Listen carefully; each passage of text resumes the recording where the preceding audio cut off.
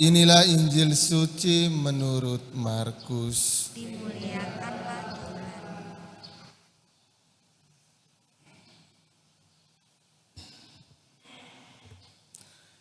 Sekeluarnya dari rumah ibadat di Kapernaum, Yesus dengan Yakobus dan Yohanes pergi ke rumah Simon dan Andreas. Ibu mertua Simon terbaring karena sakit demam. Mereka segera memberitahukan keadaannya kepada Yesus. Yesus pergi ke tempat perempuan itu dan sambil memegang tangannya Yesus membangunkan dia, lalu lenyaplah demamnya. Kemudian perempuan itu melayani mereka. Menjelang malam sesudah matahari terbenam, dibawalah kepada Yesus semua orang yang menderita sakit dan yang kerasukan setan. Maka berkerumunlah seluruh penduduk kota itu di depan pintu. Ia menyembuhkan banyak orang yang menderita bermacam-macam penyakit dan mengusir banyak setan. Ia tidak memperbolehkan setan-setan itu berbicara sebab mereka mengenal Dia.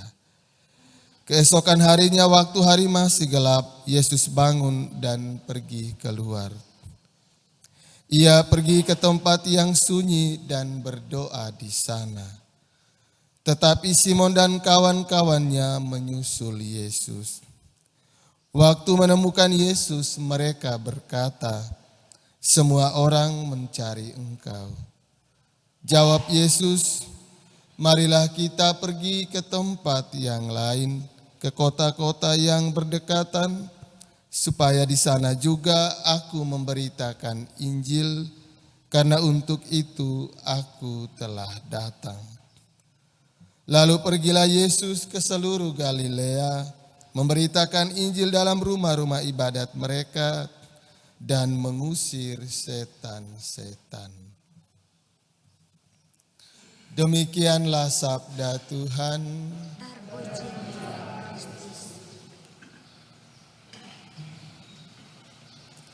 Suster, opa dan oma, bapak ibu, saudara-saudari, anak-anak umat beriman yang dikasihi oleh Tuhan kita Yesus Kristus. Kisah Injil tadi menarik untuk kita renungkan. Yesus tidak mengizinkan setan-setan itu berbicara karena mereka mengenal Yesus. Setan saja mengenal Yesus, apalagi kita semua para pengikutnya.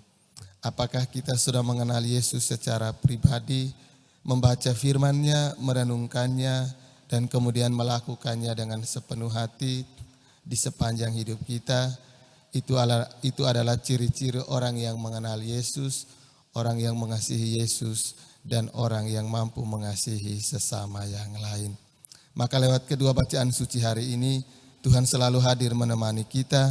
Bagaimana caranya kita mengenal Tuhan tergantung kembali kepada pribadi kita masing-masing. Kedekatan kita dengan Tuhan, keseringan kita berdoa, membaca kitab suci, merenungkan dan melakukannya di sepanjang hidup kita. Semoga sepanjang hari ini kita mampu mengenal Yesus, kita mampu mendengarkan firman-Nya dengan baik dan mengamalkannya dengan sepenuh hati. Maka kita pun adalah saudara-saudari Yesus.